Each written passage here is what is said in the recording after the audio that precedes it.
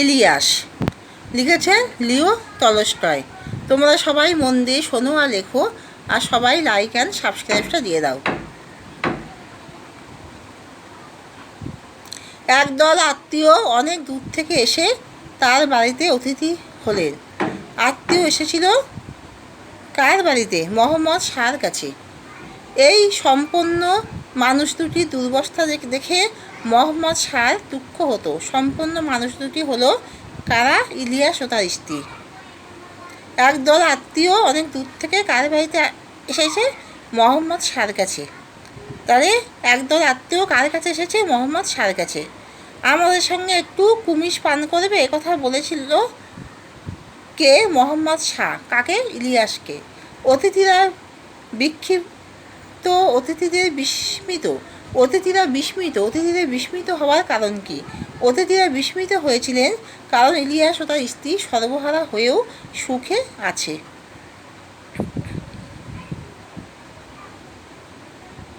যখন তার বাবা মারা গেল সে না ধনী না দরিদ্র। কার কথা বলা হয়েছে? ইলিয়াস। ইলিয়াস প্রতিবেশীকে ধন্যবাদ দিল। ইলিয়াসের প্রতিবেশী ছিল কে? মোহাম্মদ শাহ। তার সবচাইতে ভালো ঘোড়াগুলো চুরি করে নিয়ে গেল। ঘোড়াগুলো চুরি করেছিল কারা? কিরবিচরা। সম্বলের মধ্যে রইল শুধু কাঁধে একটা বোচকা। বোচকায় কী ছিল? লোমের তৈরি কোট, জুতো আর বোট। সে একেবারে সর্বহারা হয়ে পড়ল। সর্বহারা হয়েছিল আসল অবস্থা বুঝে উঠবার আগেই। এছাড়াও যদি কখনো কিছু লাগে বলবে, তাও দেব। কথাটি কে বলেছিল? মোহাম্মদ শাহ। আগেকার সুখ আর এখনকার দুঃখ সম্পর্কে তোমার মনের কথা বলো তো। কথা বলেছে কে? অতিথি। কখনো সুখ পাইনি। সুখ পাইনি কখন? কখনো সুখ পাইনি। সুখ পাইনি কখন? যখন ধনী ছিলেন। এখনকার দুরবস্থার কথা ভেবে কি খুব কষ্ট হচ্ছে? কথা কে বলেছিল? অতিথি ইলিয়াসের স্ত্রীকে। এখনকার দুরবস্থার কথা ভেবে কি খুব কষ্ট হচ্ছে? কথা কে কাকে বলেছিল? অতিথি বলেছিল ইলিয়াসের স্ত্রীকে। দুর্দশা একেবারে চরমে নেমে গেল। দুর্দশা চরমে নেমে গেল কার? কত বছর বয়সে? ইলিয়াসের 70 বছর বয়সে। লোকটিকে কখনো চোখে দেখিনি, কিন্তু তার সুনাম ছড়িয়েছিল বহুদূর। উক্তিটি কার? অতিথির। সুখ খুঁজে খুঁজে এতদিনে পেয়েছি। সুখ খুঁজেছেন কত বছর ধরে? 50 বছর ধরে। এ বিষয়ে তিনি পুরো সত্য বলতে পারবেন। সত্যটি বলেছিলেন শ্যামা। বন্ধুগণ হাসবেন না। বন্ধুদের না হাসার কারণ এটা তামাশা নয়, এটাই মানুষের জীবন। বন্ধুগণ হাসবেন না, একথা বলেছে কে? ইলিয়াস। কত বছরের পরিশ্রমে ইলিয়াসের প্রচুর সম্পত্তি বানিয়েছিল? কত বছরের পরিশ্রমে ইলিয়াস প্রচুর সম্পত্তি বানিয়েছিল? 35 বছরের পরিশ্রমে। মোহাম্মদ শাহর বাড়িতে আগত অতিথিদের মধ্যে একজন ছিলেন কে? মোল্লা সাহেব। শীতের জন্য মজুত করে রাখা হতো যথেষ্ট কি? খড়। ইলিয়াসের বড় ছেলেটি মারা গিয়েছিল কীভাবে? মারামারি করতে গিয়ে। সেও তো পাপ। কোন কাজের প্রসঙ্গে বলা হয়েছে? মজুদদের উপর কড়া নজরদারি প্রসঙ্গে এই কথা বলা হয়েছে। বন্ধুগণ হাসবেন না, এটা তামাশা নয়। এটা কার উক্তি? ইলিয়াসের উক্তি। ইলিয়াস নামে একজন বাসকী বাস করত। ইলিয়াস বাস করত কোথায়? উফাপ্রদেশে। এই তার যা কিছুই বিষয় সম্পত্তি। কার কথা বলা হয়েছে? এই তার যা কিছু বিষয় সম্পত্তি। এখানে কার কথা বলা হয়েছে? ইলিয়াস। পাশে পাশে সকলেই তাকে ঈর্ষা করে। পাশে পাশে সকলেই তাকে ঈর্ষা করে। ঈর্ষা করার কারণ? পাশে পাশে সকলেই তাকে ঈর্ষা করে। ঈর্ষা করার কারণ হলো ইলিয়াসে তখন খুব বোলাও। ইলিয়াসে তখন খুব বোলাও। ইলিয়াস, তুমি আমার বাড়ি এসে আমার সঙ্গে থাকো, এই কথা বলেছিল কে? মোহাম্মদ শাহ। কিন্তু বড়লোক হওয়ার পরে তারা আয়েসি হয়ে উঠেছিল কারা? ইলিয়াসের ছেলেমেয়েরা। বুড়ো বুড়িকে রেখে মোহাম্মদ শাহ লাভ হলো কারণ সব কাজই তারা ভালোভাবে করতে পারত। ইলিয়াসের বিয়ের 1 বছর পরে যখন তার বাবা মারা গেল তখন সে ছিল না ধনী না দরিদ্র। ইলিয়াসের সবচাইতে ভালো ঘোড়াগুলি চুরি করে নিয়ে গিয়েছিল কিরমিশরা। ইলিয়াস তাকে একটা বাড়ি দিল, কিছু গরু ঘোড়াও দিল। ইলিয়াস এসব দিয়েছিল কাকে? তার ছোট ছেলেকে। বাড়ি থেকে তাদের তাড়িয়ে দেওয়া হলো। কাদের কেন বাড়ি থেকে তাড়িয়ে দেওয়া হলো? ইলিয়াসের ছোট ছেলে একটি মুখরা মেয়েকে বিয়ে করার পর বাবার আদেশ অমান্য করায় তাদের বাড়ি থেকে তাড়িয়ে দেওয়া হলো। ইলিয়াসের সম্পত্তিতে টান পড়লো কেন? ছোট ছেলেকে ইলিয়াস একটা বাড়ি আর কিছু গরু ঘোড়া দিয়ে তাড়িয়ে দেওয়ায় তার সম্পত্তিতে টান পড়লো। ইলিয়াসের অনেকগুলি ভেড়ার কীভাবে মৃত্যু ঘটলো? ভেড়ার পালে মরক লেগে ইলিয়াসের অনেকগুলি ভেড়ার মৃত্যু হয়েছিল। কারা ইলিয়াসের সবচেয়ে ভালো ঘোড়াগুলি চুরি করেছিল? কিরমিশরা ইলিয়াসের সবচেয়ে ভালো ঘোড়াগুলি চুরি করেছিল। 70 বছর বয়সে দুর্দশার চরমে নেমে ইলিয়াস কী বিক্রি করতে বাধ্য হলো? 70 বছর বয়সে দুর্দশার চরমে নেমে ইলিয়াস তার পশমের কোট, কম্বল, ঘোড়ার জিন, তাঁবু এবং গৃহপালিত পশুগুলি বিক্রি করতে বাধ্য হলো। বৃদ্ধ বয়সে ইলিয়াস ও তার স্ত্রী কোথায় বাস করত? কীভাবে খাবার জোগাড় করত? ইলিয়াস ও তার স্ত্রী অপরিচিত লোকের বাড়িতে বাস করত এবং তাদের যাবতীয় কাজ করে খাবার জোগাড় করত। ইলিয়াসের স্ত্রীর নাম কি? শামসেমাগি। তালবুস আঁকা ম, তালবুস একা ম আঁকা গয়হস্যি। বৃদ্ধ বয়সে ইলিয়াসের সম্বল বলতে কী রইল? কোট, টুপি, জুতো, একটি কোট, টুপি, জুতো এবং বুট সমেত একটা বোচকা আর স্ত্রী শামসেমাগি। বৃদ্ধ ইলিয়াসকে দেখে কার তার প্রতি করুণা হয়েছিল? বৃদ্ধ ইলিয়াসকে দেখে মোহাম্মদ শাহ নামে এক প্রতিবেশী, তার উপরে করুণা হয়েছিল। মোহাম্মদ শাহ ইলিয়াসকে কী কাজ দিল? মোহাম্মদ শাহ ইলিয়াসকে গ্রীষ্মকালে তরমুজের ক্ষেত দেখভাল করা এবং শীতকালে গরু ঘোড়াদের খাওয়ানোর কাজ দিয়েছিল। ইলিয়াসের স্ত্রীর জন্য মোহাম্মদ শাহ কী কাজ দিয়েছিল? ঘটুকিতে দুধ দোয়ানো এবং কুমিজ তৈরির কাজ দিয়েছিল। ইলিয়াস ও তার স্ত্রী মোহাম্মদ শাহর বাড়িতে কিসের মতো কাজ করত? ভাড়াটে মজুরের মতো।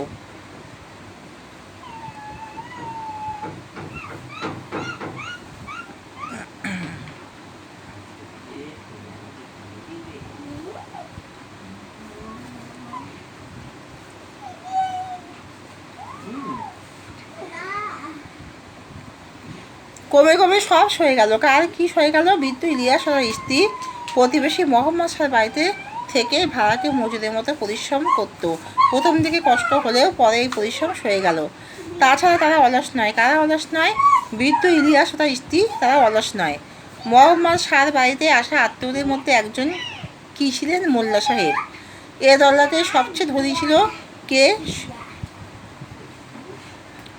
বৃদ্ধ ইলিয়াস একসময় এই এলাকার মধ্যে সবথেকে ধনী ছিল। অতিথিরা ইলিয়াসের স্ত্রীর কাছে কী জানতে চেয়েছিল? আগেকার সুখী জীবন আর এখনকার কষ্টের জীবন সম্পর্কে তার মনের কথা জানতে চেয়েছিল। এই তার যা কিছু বিষয় সম্পত্তি, কী বিষয় সম্পত্তির কথা বলা হয়েছে? 7টা ঘটকি, 2টো গরু এবং 20টা ভেড়ার কথা বলা হয়েছে। 7টি ঘটকি, 2টো গরু এবং 20টা ভেড়ার কথা বলা হয়েছে। কত বছর পরিশ্রম করে ইলিয়াস প্রচুর সম্পত্তি বানিয়েছিল? দীর্ঘ 35 বছর। ওর তো মরবারই দরকার নেই। কার কেন মরবার দরকার নেই? বিপুল সম্পত্তির মালিক ইলিয়াসের কোনো কিছুর অভাব ছিল না বলেই প্রতিবেশীরা বলেছিল যে তার মরবার দরকার নেই। দূর দূরান্ত থেকে অতিথিরা তার সঙ্গে দেখা করতে আসে। কার সঙ্গে অতিথিরা দেখা করতে আসতো? বিপুল সম্পত্তির মালিক প্রভাবশালী ইলিয়াসের সঙ্গে দেখা করতে আসতো। অতিথিদের কী দিয়ে সেবা করত? কুমির, শরবত, মাংস প্রভৃতি ভোজ্য পানীয় দিয়ে সেবা করত। ইলিয়াসের কয়টি সন্তান ছিল? 2টি ছেলে, 1 মেয়ে ছিল। ইলিয়াস যখন গরিব ছিল, ছেলেরা তাকে কীভাবে সাহায্য করত? ছেলেরা তার সঙ্গে গরু ভেড়া চড়িয়ে তার কাজে সাহায্য করত। তারা আইসি হয়ে উঠল। তারা কখন আইসি হয়ে উঠল? ইলিয়াস ধনী ব্যক্তি হয়ে উঠল, তার ছেলেরা আইসি হয়ে উঠল।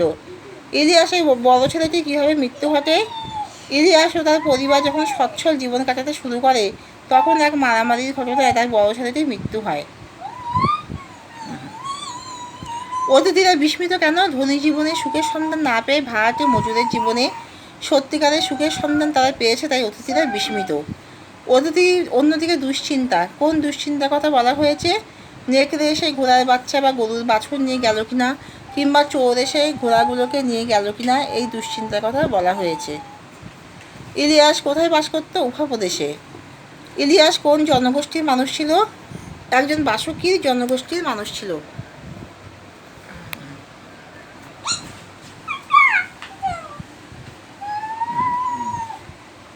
কত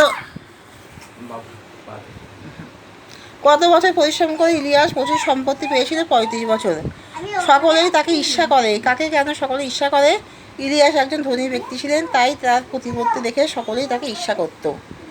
ইলিয়াস অতিথিদের কী দিয়ে সেবা করত? কুমির, চা, শরবত এবং মাংস দিয়ে। কারা ইলিয়াসের সব থেকে ভালো ঘোড়াগুলি চুরি করেছিল? কিরবিচিরা। কথা বলবার সময় নেই। কখন কথা বলবার সময় ছিল না?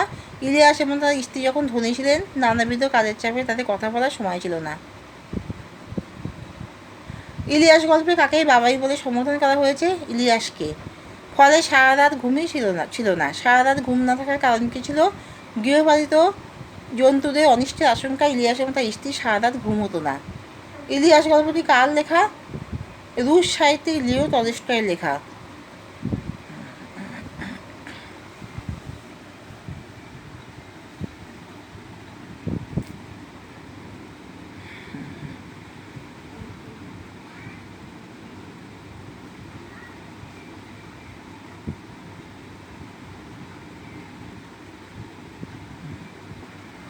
ইলিয়াসের অতিথি বৎসলতার কথা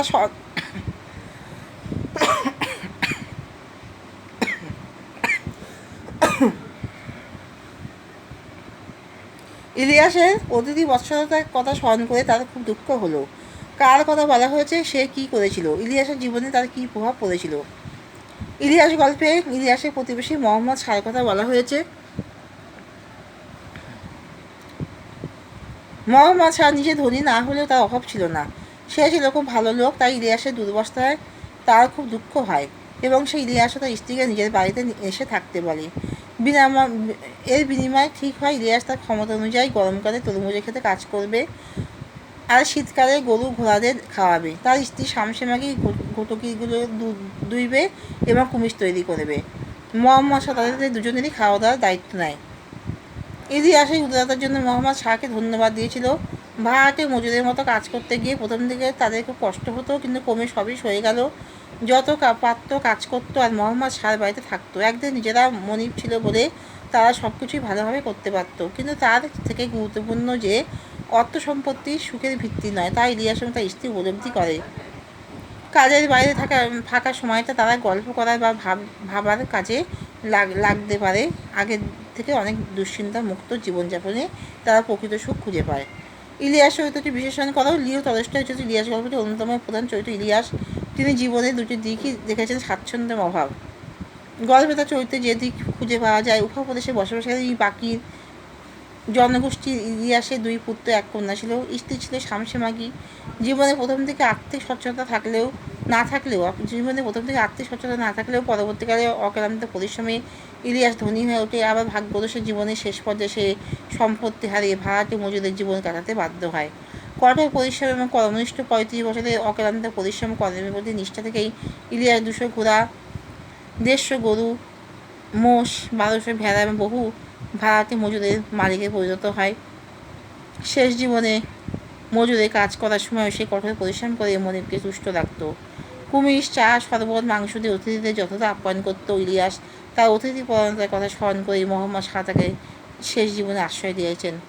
কঠোর অথচ কর্তব্যপরায়ণ ইলিয়াস অত্যন্ত কঠোর ছিল। ছোট পুত্র তার ঝগড়াতে স্ত্রী তার আদেশ অমান্য করে তাদের বাড়ি থেকে বিতাড়িত করেছিল, কিন্তু বিতাড়িত পুত্রকে একটি বাড়ি দিয়ে এবং গৃহপালিত পশু দান করে সে তার কর্তব্যজ্ঞানের পরিচয় দিয়েছে। জীবনের শেষ পর্যায়ে সমস্ত সম্পত্তি সঞ্চয় হারিয়ে সর্বহারা হয়ে ইলিয়াস যেভাবে প্রকৃত সত্য ও সুখ উপলব্ধির কথা বলেছে, তাও সকলের কাছে দৃষ্টান্তস্বরূপ ও শিক্ষণীয়। 50 বছর ধরে সুখ খুঁজে খুঁজে এতদিনে পেয়েছি, এই সুখের পরিচয় দাও। এই উক্তি শামসেমাগি। ইলিয়াস এবং তার স্ত্রী এককালে ধনী ছিলেন। ওই অঞ্চলে তাদের প্রতিপত্তি ছিল চোখে পড়ার মতন, কিন্তু সেই সময় তাদের অর্থসুখ থাকলেও তাদের মনে শান্তি ছিল না। অতিথিরা এলে যাতে লোক নিন্দা না হয় তাই তো তাদের জন্য সেবা করতে হতো। মজুরিরা যাতে কাজে ফাঁকি না দেয় তার দিকে কড়া নজর রাখতে হতো। গৃহপালিত পশুর ক্ষতি হবে এই কথা ভেবে সর্বদা মনে দুশ্চিন্তা লেগেই থাকতো। এইসবের মাঝে নিজেদের মধ্যে কথা বলার বা ঈশ্বর চিন্তা করার কোনো রকম সময় ছিল না। আজ যখন তারা দরিদ্র, তখন তাদের অর্থ সুখ না থাকলেও তাদের মনে শান্তি আছে। তারা সকালে উঠে নিজেদের মধ্যে কথা বলার সুযোগ পান, যথাসাধ্য মনিবের সেবা করেন এবং সেখান থেকে গ্যাসাচ্ছাদন করেন। তাদের খাদ্যাভাব নেই, রাতের শোবার জায়গার অভাব নেই, ঈশ্বর চিন্তার জন্য যথেষ্ট সময় নেই। তাই তারা বলেছেন যে 50 বছর ধরে খুঁজে খুঁজে তারা প্রকৃত সুখের সন্ধান পেয়েছেন। তোমরা সবাই আমাকে লাইক অ্যান্ড সাবস্ক্রাইবটা দিয়ে দিও।